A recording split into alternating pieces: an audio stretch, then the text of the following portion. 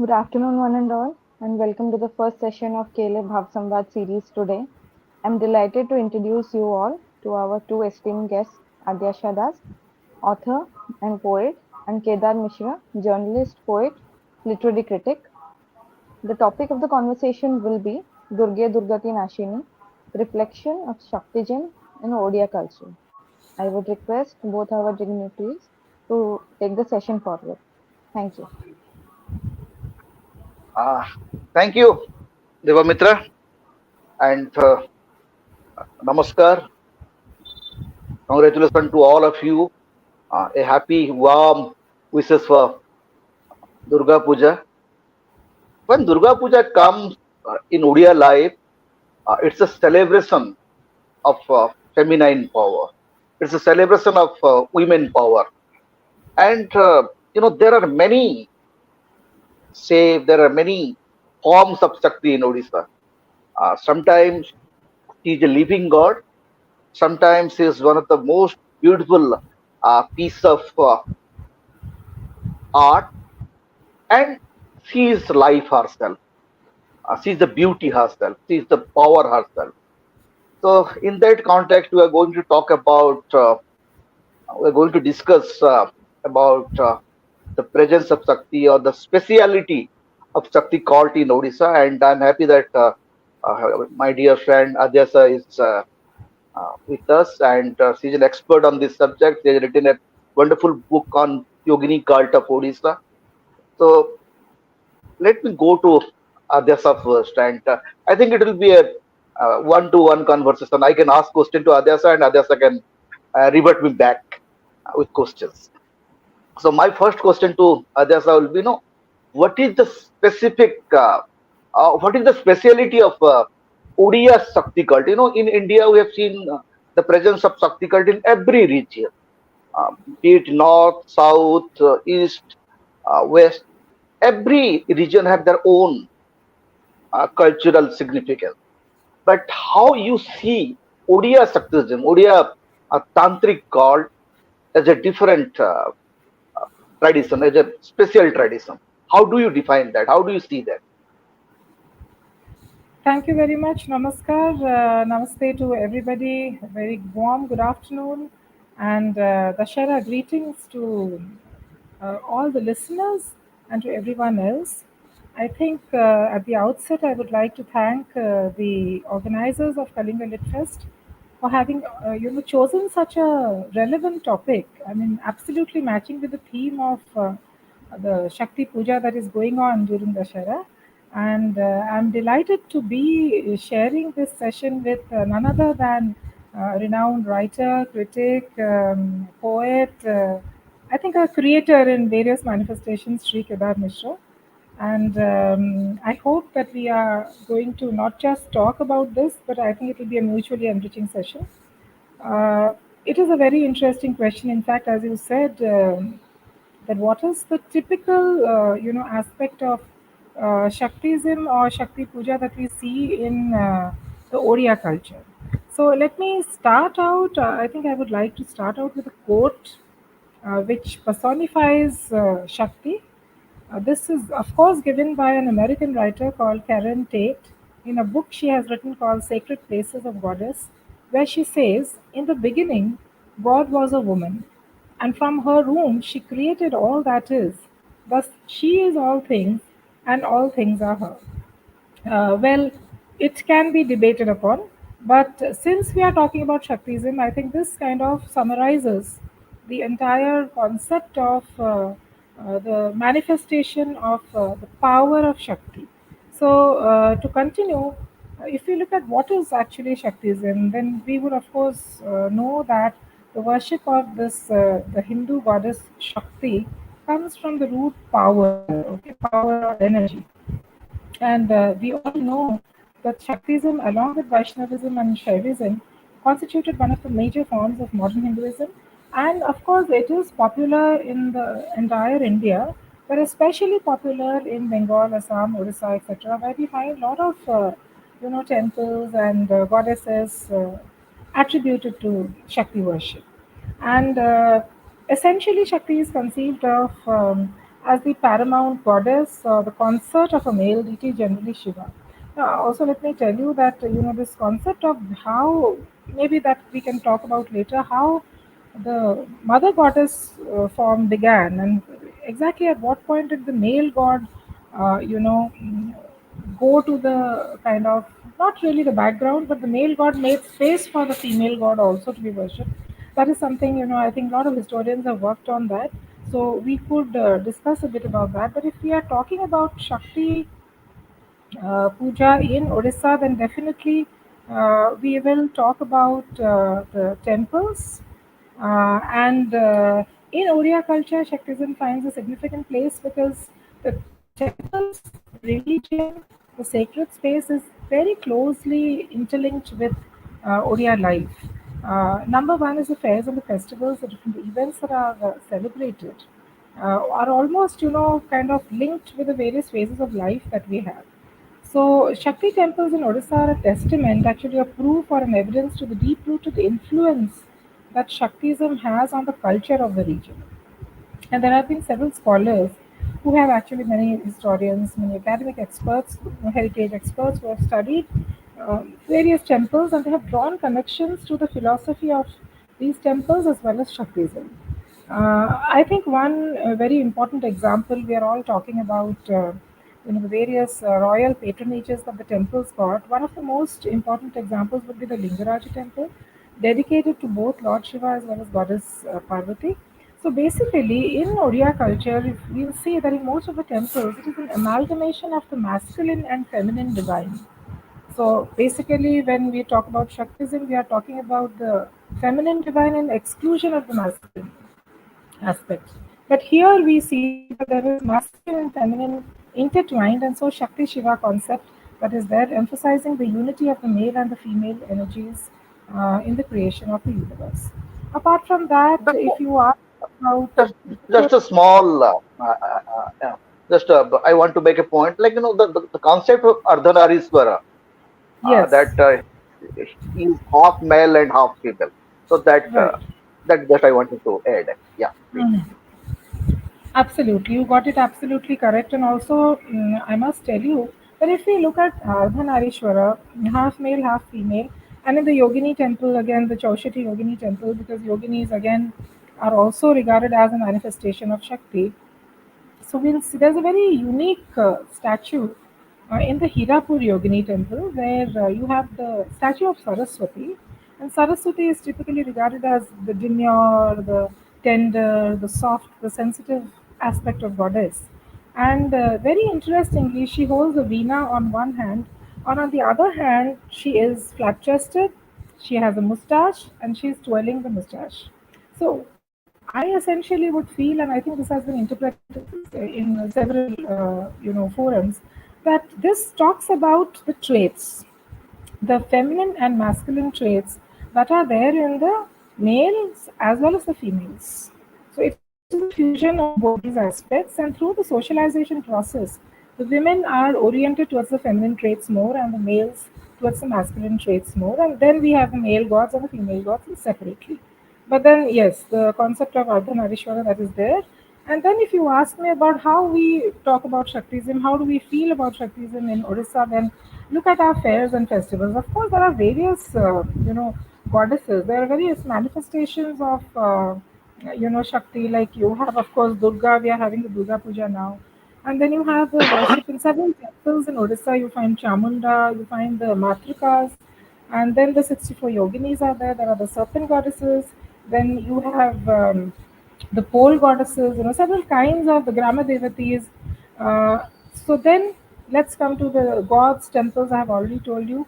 Then Durga Puja or any other fairs and festivals where you see the victory of the goddess over evil, victory of the good over evil, victory of, in case of Durga, over the demon Mahishasura, as we all know.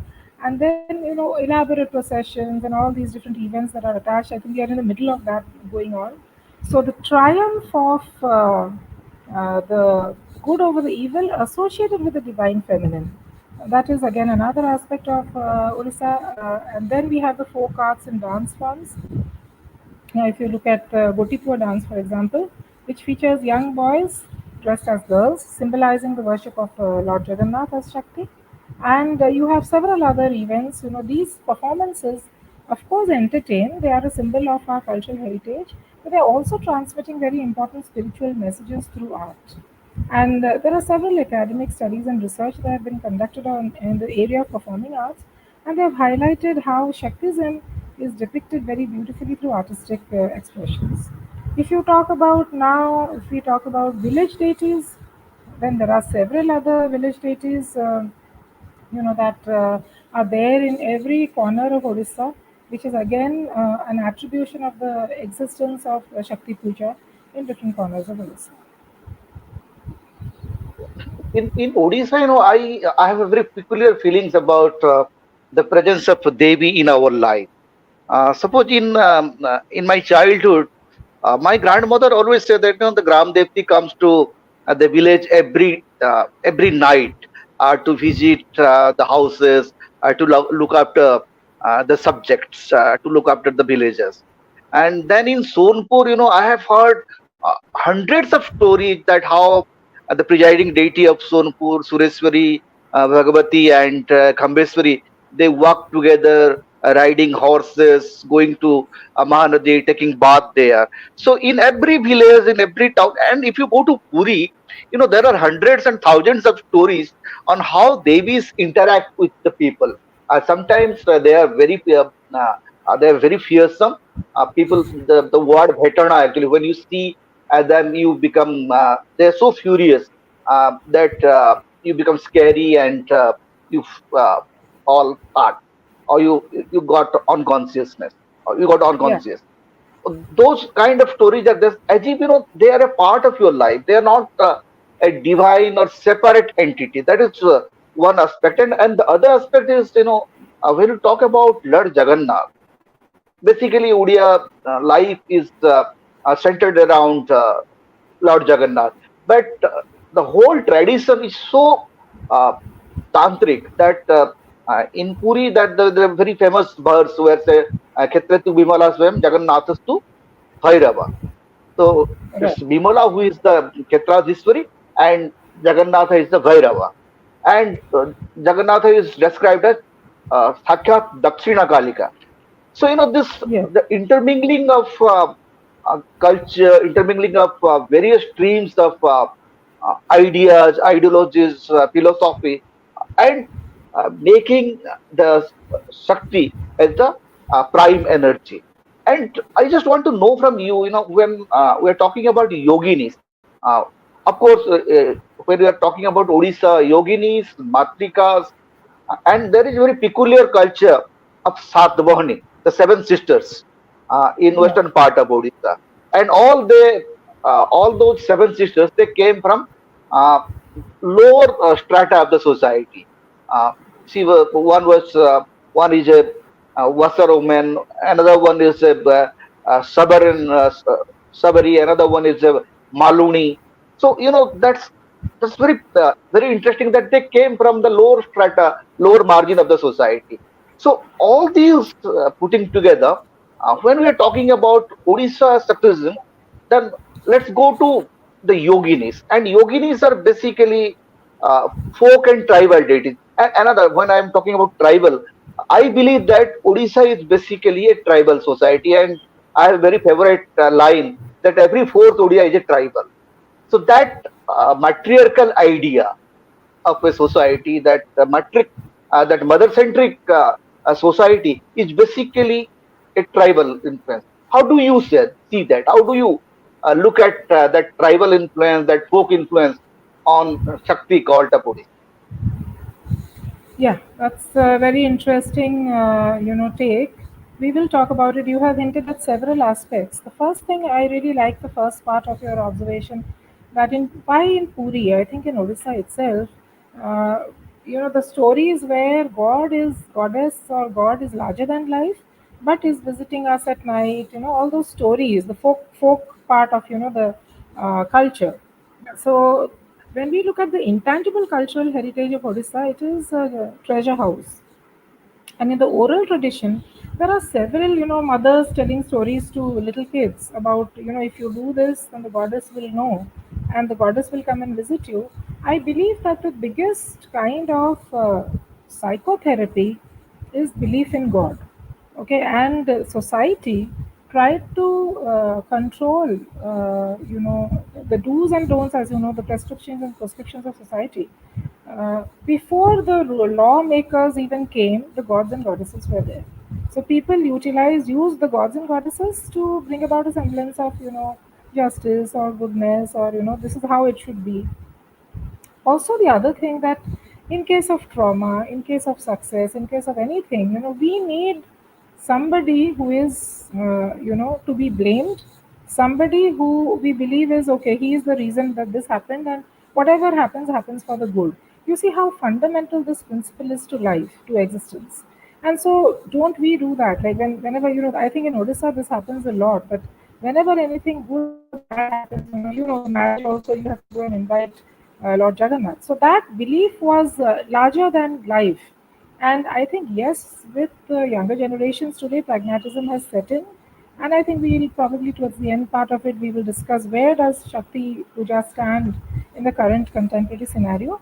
But yes, like you rightly said, that the study of the yoginis, the study of Shakti, the study of goddesses becomes relevant because we are in Odisha, where the belief still exists. I mean, at least our generation does, still believe. We may not believe that God can create magic, but we believe that there's a superpower.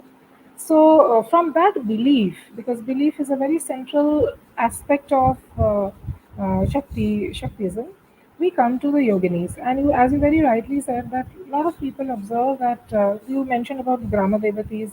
So, who were the Grama Devatis? Basically, again, like I said, the village had a mukhya. You had the group of people who were the village panchayat. But over and above that, the mukhya and the panchayat also needed somebody who would protect the village. So the Grama Devatis or the Grama Devatas were the protectors of the villages. And they were, common gods and goddesses. You don't see elaborate temples for them.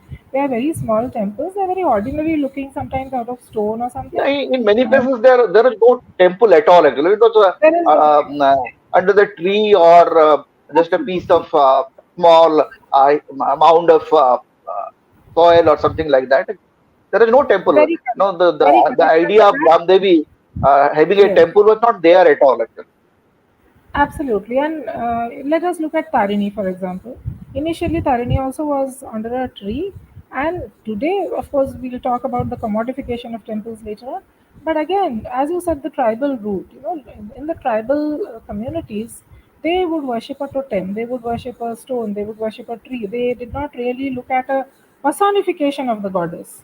The personification of the goddess came whenever there was a small society, and the craftsman who has created the, why does Chamunda look the way she does, why does Saraswati look the way she does, that has nothing to do with the god or goddess, that has something to do with the craftsman understanding of Chamunda is an aggressive figure, so she should look like this.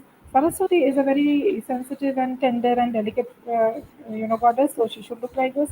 So the craftsman here was putting in his best to make the goddess look in one particular way.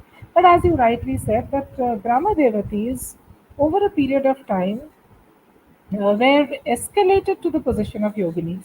So if you go to the yogini temples, and of course you will see the nomenclature varies from temple to temple. The 64 yoginis or the 42 yoginis, or whatever the numbers change, because I think in India we have I think whichever in are the Bedaghat it is exact. 84 or something like that. Yeah.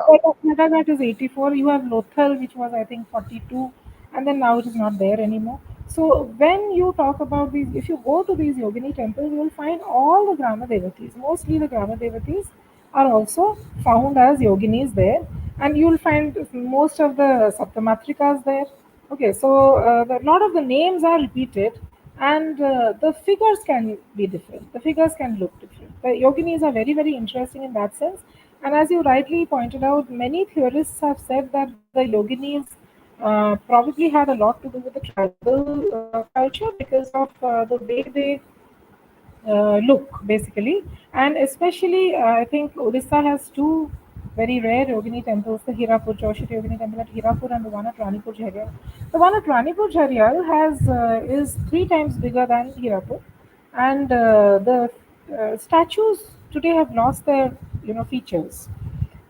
So there are a lot of people who feel that this flat-faced, structure can be likened to tribal origin, but nobody has seen the original face. If you compare it with Hirapur, the faces are extremely beautiful. They do not really, they can look like any other aspect of the any other part of the state. They don't necessarily have to look like somebody from the tribal. And a tribal goddess does not need to look like a tribal person. So that kind of logic is there. And another interesting fact about Ranipur Jharial is they are all standing in an Odyssey posture. Okay, there have Yeah, been several Tarunas actually. interpretations. So again, tribals and that dance form, how that goes together. But to talk about a little bit about who are the yoginis, and basically the concept of these temples and the concept of yoginis began around the 5th century AD, and as we all know that around the 13th century AD, it is often said that they mysteriously disappeared, but actually there was not much mystery about it.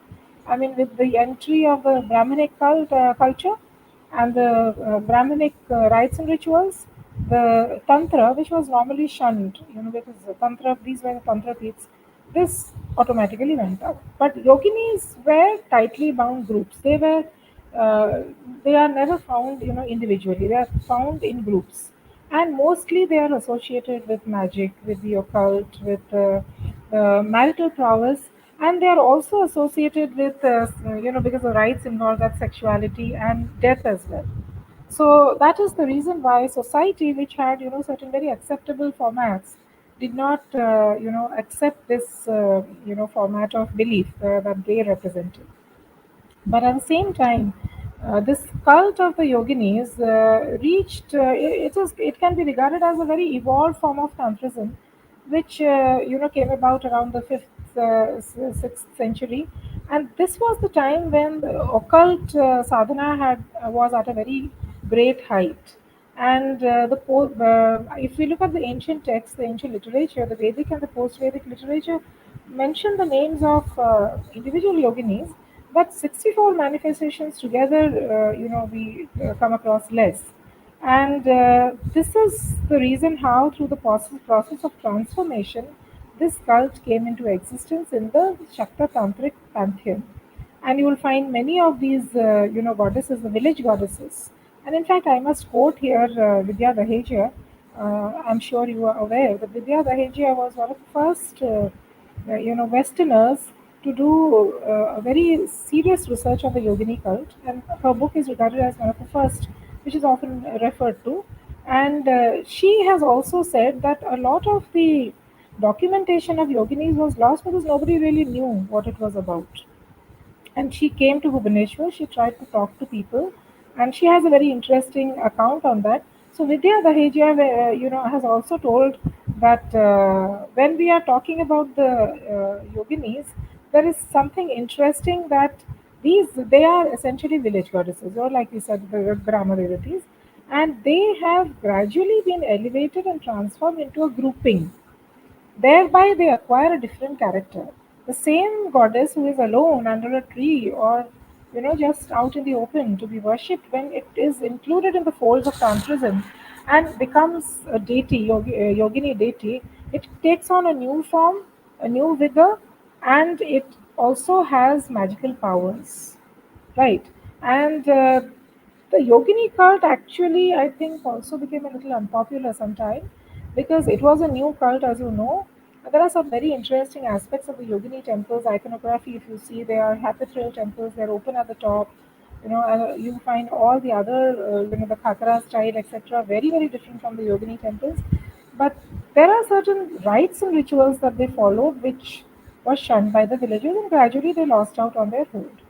So today, if you look at it, I mean, by the end of the 17th and 18th century, the yoginis were so less spoken about that people had almost forgotten about them, and not much discussion was made about them. And also, interestingly, today, if you go now, Hirapur temple must be totally decked up because the ruling deity there is not Chamunda.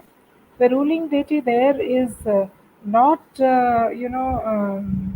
any other aggressive goddess. The ruling deity is Mahamaya. And Mahamaya people go to worship for on puja. It is almost like a Durga Mandir, and people go and worship there, and Chandi puja sometimes happens.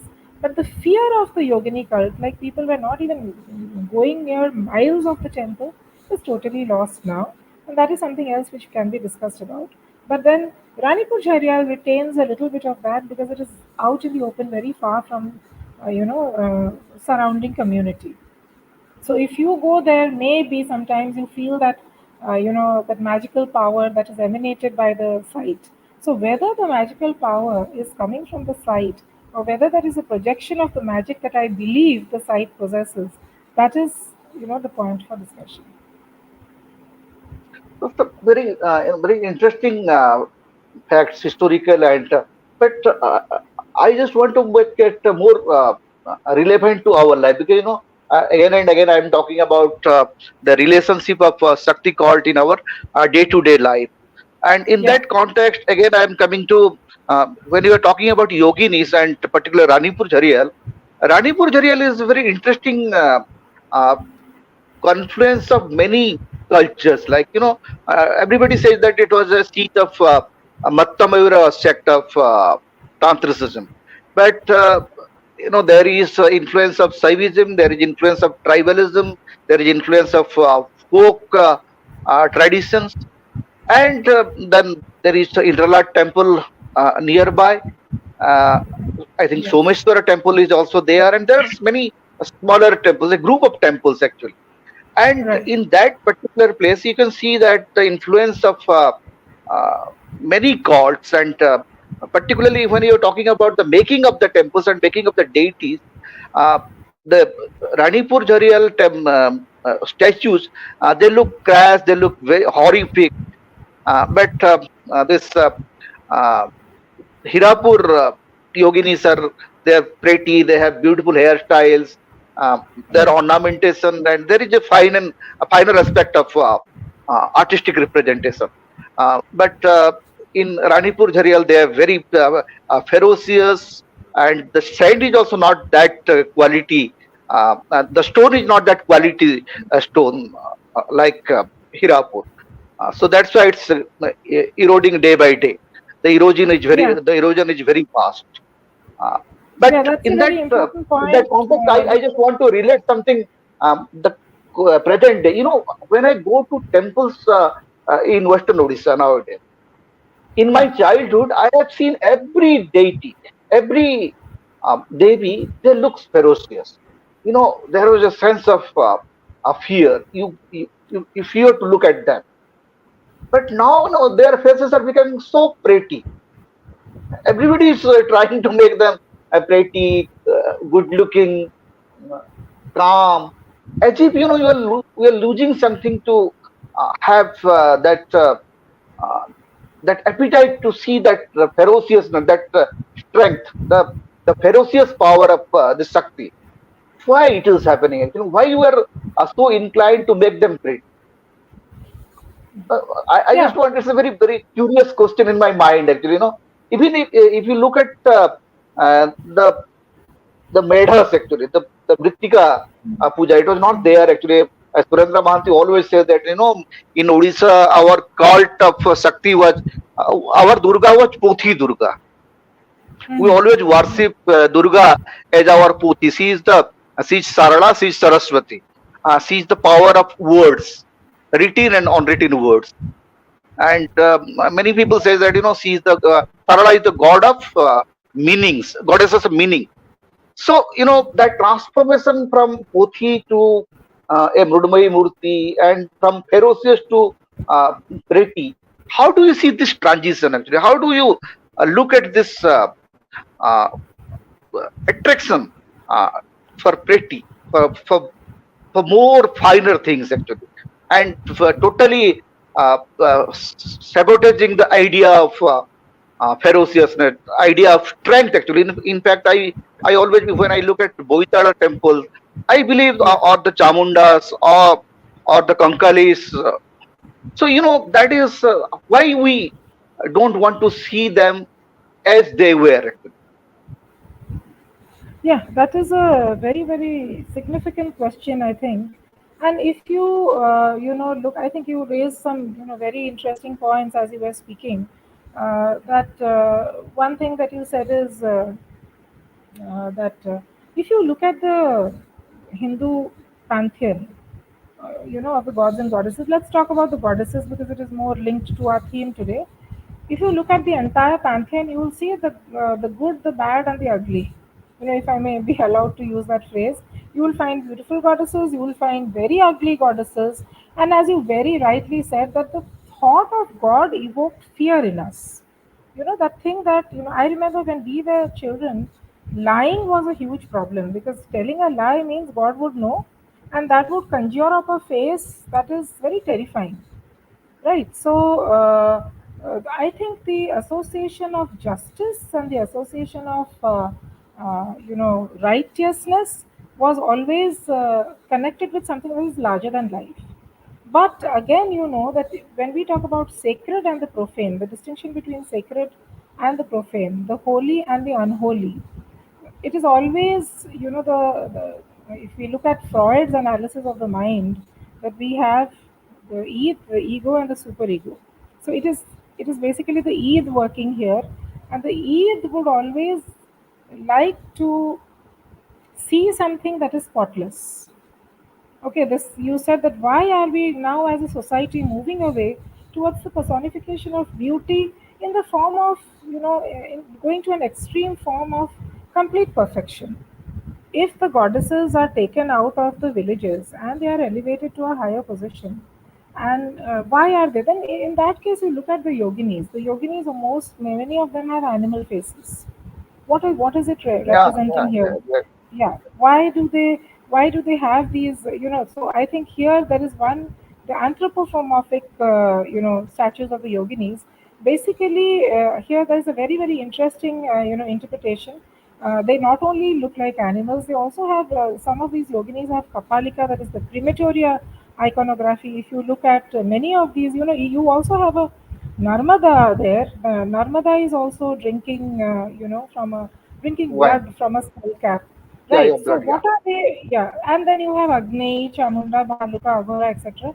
So what basically are they trying to project here is that within every individual there is the ability to vanquish, there is the ability to break the mold and get out of the mold if the situation demands it.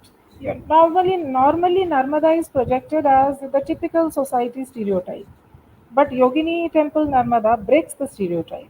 What are we talking about in the contemporary world? We are also talking about breaking stereotypes, isn't it? We are also telling the women that you have to get out of that mold that has been created for you. So I somehow, in a way, feel that the Chaushati Yogini temples and Shaktism for that matter, but particularly the Yoginis because of their look and attire, and what you asked is a very, very relevant question, is that they are very contemporary goddesses because they represent the contemporary problem that we are having. We have lot of beautiful women who have been tortured. I don't want to make this a pandal for something else, but then just likening it to that, why are the yoginis? Recently I have also been doing research on empowerment and the yoginis, how the yoginis can be symbols of empowerment.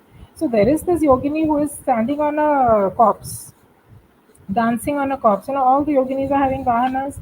So they don't have a lotus or anything like that. They have a corpse. They are standing on a corpse, holding a trident, having. What is the meaning of having multiple hands? We can even liken it to doing multitasking, somebody who is multi skilled. So that is a very interesting concept, that something that is ugly we are not able to accept. And if I may be allowed to give you a balance of very, very interesting concept, that most Indian women are encouraged to look fair. Okay, I think if we look at the marketing aspect, we look at the marketing The aspect of it, real. there are several products hitting the market. Fair and Lovely is one instance, right? Interestingly, now fair is not trending, fair is not contemporary. People now want to look their complexion, right? So society is changing, society is evolving. There are There are products like Fair and Handsome. Men also have the desire to look beautiful. The desire to look beautiful is probably a personification that we are good. And this has come down over generations, that you are a good person, you should look like this. Again, very interestingly, a lot of women are taught in their childhood that this is how you should walk, this is how you should talk, this is how you should do, because you are a woman.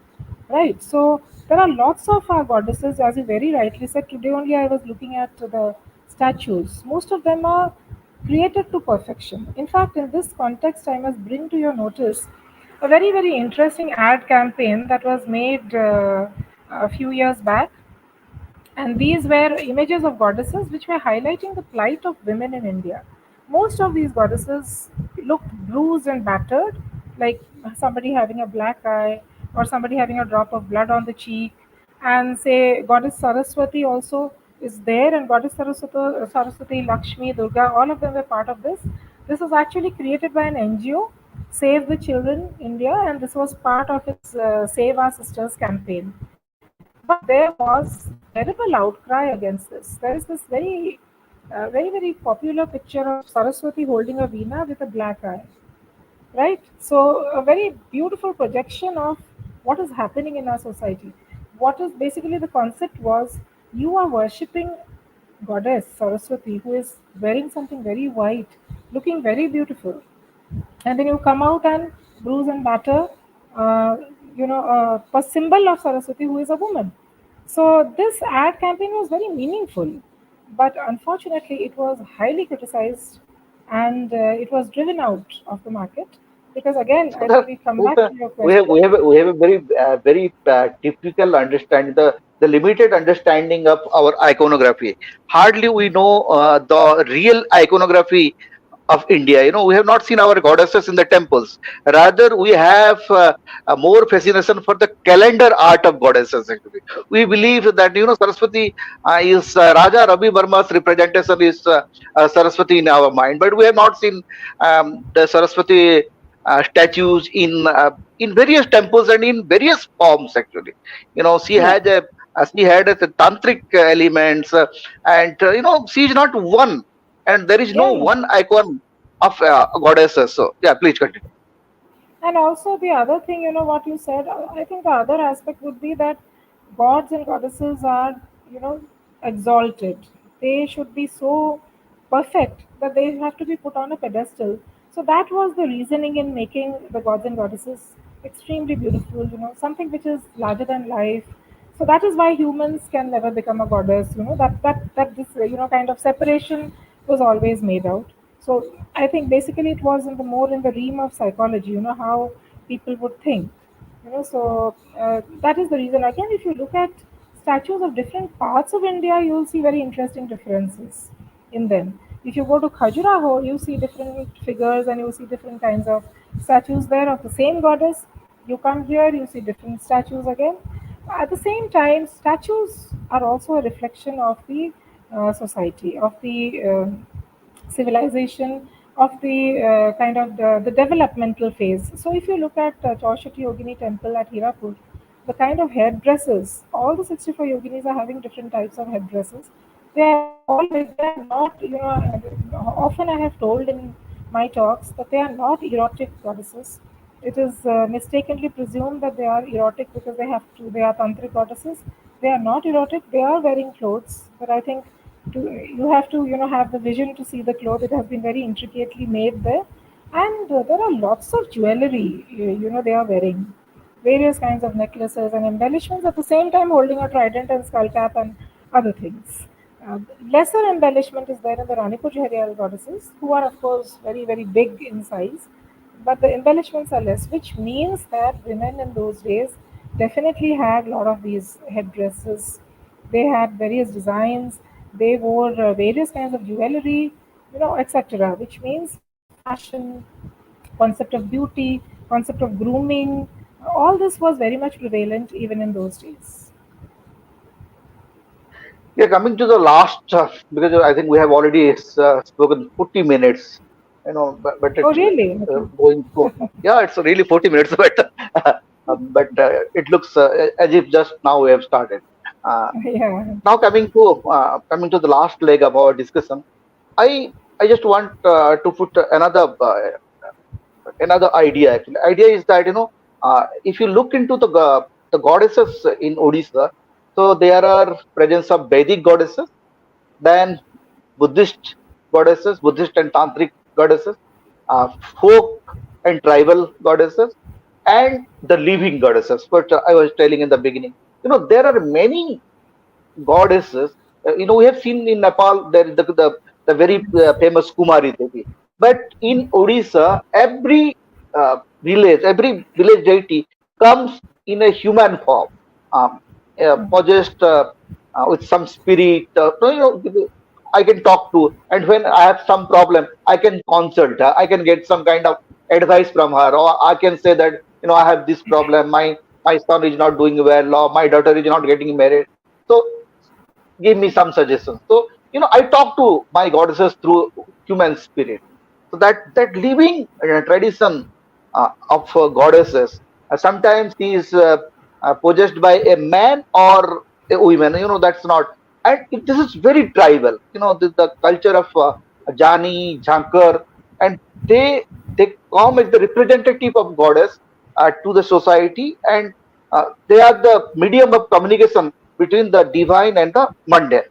So, how do you Yeah. see that object? We hardly talk about that aspect of Devi cult in any parts of India. Usually we just push it into a corner by saying, "Oh, maybe it's a superstition. It doesn't have any kind of sastric sastric references." So we just neglect it.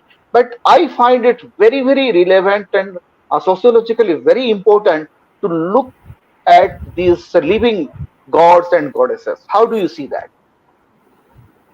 Well, I think, as you rightly mentioned, the concept of the living goddess of the Kumari tradition of Nepal is one of the most, commonly quoted examples. And but then, yeah, we do have a number of them also in India.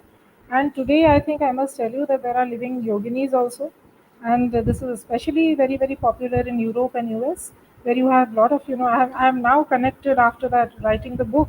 I'm connected with a lot of them who are now running schools, tantra schools. So, as you very rightly, I think this is a very, very important point that you've raised. That why don't we want our goddesses to be silent? Why do we want a speaking goddess? Why do we want a goddess who can hug us? Why do we want a goddess who can touch us? Why? What is this concept that is there? So again, the best I find, I have a feeling that the statues were probably not made enough magical to speak, because it is always easy to tell whatever you want before a mute god or goddess. But again, I think somewhere deep down, if we look at Karl Marx's concept of alienation, we are alienated from ourselves, we are alienated from the families we live in, we are definitely alienated from the society we live in, and there is a lonely person in each one of us. So, in our trauma, in our success, in our victories, in our defeats, we are essentially alone. And there are certain things where we feel we can only share to somebody like this person. So you look at the living gods and goddesses of India who have now recently become so popular. I will not take names, but I have, had experiences of going into the camps of some of these gods and goddesses to observe the behavior of people. Because, interestingly, we have also done a study on the behavior of people who attend these things. You'll be surprised at the mass hysteria that is there. People are crying, they are falling at the feet, they cannot speak. If a god or goddess is just touching, they are almost fainting. So, which means again, the psychological interpretation of this would be that there is belief in God definitely, but there is also a human element, that is required. And sometimes it is believed that there is a transformation of the, stone god to a living god. So a lot of people feel that, this person must be the, you know a kind of reflection of this god, some kind of a thing. Like Kumari, when I was asking, they said they belong to the best, the most holy families. So holiness has to be a part of, the concept somehow. But basically, I feel it is about like positive stroking. There is a term in psychology which says that People don't like to pick up negative strokes. Life gives us enough negative strokes on its own. As you know, nobody is privileged in the eyes of God. Nobody can travel in first class AC all through life. There are times when we have to get down into other compartments as well. So that is why here it is believed, that the positive stroking God cannot do. God, the stone God does not do positive stroking. We have to interpret that, okay, there is a positive stroking somewhere happening through different situations, different things that happen to us in life. But here is this, God-like person who is willing to listen to you, talk to you. Our innermost, apprehensions, we cannot talk to our family members also. So that has made these people popular. Many of them know the Vedas, the Upanishads, the ancient texts, and so they can speak to. I think pravachans. That is a very popular concept of linking to people. If you go to these things, you will see they are doing the rites and rituals. They do the pujas also, so they have not left this. I will give you an example of a lady I recently met. In fact, two persons I met who are Americans, but they have taken on Indian names. So when I met them, I realized that they are Americans, but till that time, they never told me that they are Americans. They are Indians. They have taken their guru, somebody in Puri is their guru. They have to take a diksha, and they have established Kali temples in US in two different places, and they come here each year and they study some more, learn the rites and rituals, and they go back. So I asked them that, what do you do like normally? They said, we are working in different companies, but at the same time, I said, why a guru? Why do you need a guru? If you are believing in Kali, you have a temple. Why do you need a guru? This is Guru is the madhyam. Guru is the medium to understand the goddess. So, this concept I think is gaining in popularity, and especially among the younger generation who are actually not, very conversant with our ancient texts. They, probably believe that the Chat GPT and Google are shortcuts, and they would rather read that than read the ancient text. So for them, it becomes even easier. In fact, you will be surprised. There are a lot of these rishi ashrams in Haridwar where the maximum number of people who are members are younger generations. They are youngsters, and they are confused in life. They want a direction, and they believe that the direction to the right path can be provided by this Godhead. So I feel that that could be one of the justifications why there are so many people. And of course, the one major reason is trauma. I have seen trauma or some very, very severe blow that a person has received in life. I have seen a lot of atheists, a lot of non believers who have turned to God or turned to a godlike, person in such times, because like losing a close person is a finality which one can never recover from. So you cannot ever find a reasoning for that in with God. It may come after many years, with time. Time is the biggest leveler, but at such time you need a medium, and these people probably fit into that category. Of course, there is a very strong demarcation. There are many people who don't believe in this as well. Yeah, well, I can talk from my point of view. I am Yes, not a very strong believer of God, but but this idea of godhood and the idea of God and man and their collaboration, their dialogue, that fascinates me actually. When I talk about the Shaktism in Odisha, that is the most fascinating point for me, and I'm really, I'm more fascinated towards the stories of the life.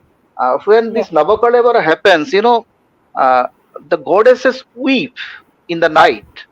We have yes. heard stories that goddesses inside the temple, they weeps because the god is dying. One cannot believe that there is a concept where God is dying and goddesses are weeping. But those are that's why they are more human. Actually, that's why I I think found you're them right. very close. Yeah, I found Yeah, them I think closer to my heart.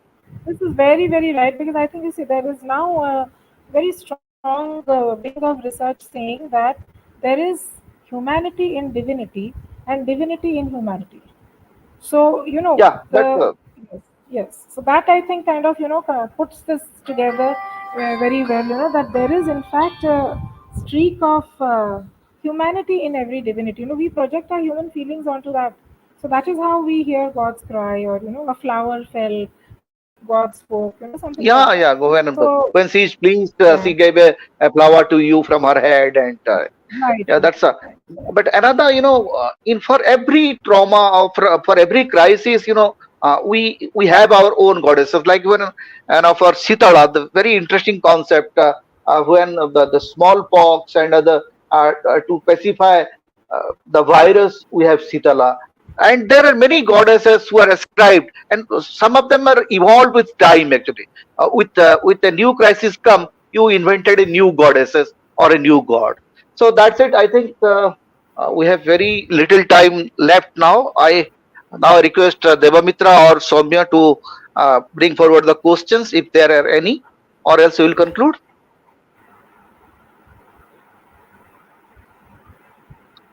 Okay, there is a question from Priti Panda. Sir, Ma Durga is also associated with motherly affection and warmth. So, do you think, for this perspective, there is a transition of idols being ferocious to more pretty and composed faces? Okay, Adyasha, I think yeah. I think you can we answer have it better. already, yeah, I think we have already discussed about this aspect, at length. But again, like I told you, that motherly affection and warmth. Why only Ma Durga? All goddesses are, manifested with that. So that is definitely there. But like I believe that because gods and goddesses are beyond us, they are at a very higher position, they are exalted. That is why the concept of beauty, because beauty is perfection, beauty here symbolizes perfection. So that is the reason why we would like Yeah, our gods and goddesses. there is another aspect, this I just want to add something. When we are Yeah, talking about the iconography or the idol making, it's a representation of a abstract idea. Actually, it's not absolutely. representing one concrete idea. Rather, it's communicating. When you are talking about Chamunda, or when you are talking about Tara or Kali, when you look at the iconography, the icon of Tara and Kali, they look almost similar, but they represent Similar. completely to different ideas, to different philosophical reality. Kali is the representation of creation. She representing creation, but Tara is just opposite. She is representing the idea of destruction, the Sanghara. So she is, Annihilation, yes. that is the. So that's why there are many ideas, there are many concepts that we are losing in the fascination of prettiness. We believe that okay, mother is pretty, mother is beautiful, but sometimes mother can Irrespective of beat you being if you beautiful. do any wrong. Yeah. In fact, the best, most interesting part would be to look at the recent Durga idols. If you look at the variety of the new kind of idols that are there, Yeah, you'll find an answer to that. I think there is a kind of disruption in the network. Yeah, please. Yeah, I said that if we look at the variety of Durga idols currently in the market now, in the different pandals, I think that would answer your, what we are discussing right now. And as you very rightly said, that there are various interpretations that can be there to this. Yeah. Any other question? I think we had only one. We had only one Okay, question. I think now it's time to. Okay, is there? Yeah. So thank you very much, Adyasha, for this beautiful session, and lovely to talk to you. And actually, we are celebrating the idea of Shakti. And when we are talking about Shakti, she is a part of everyday life.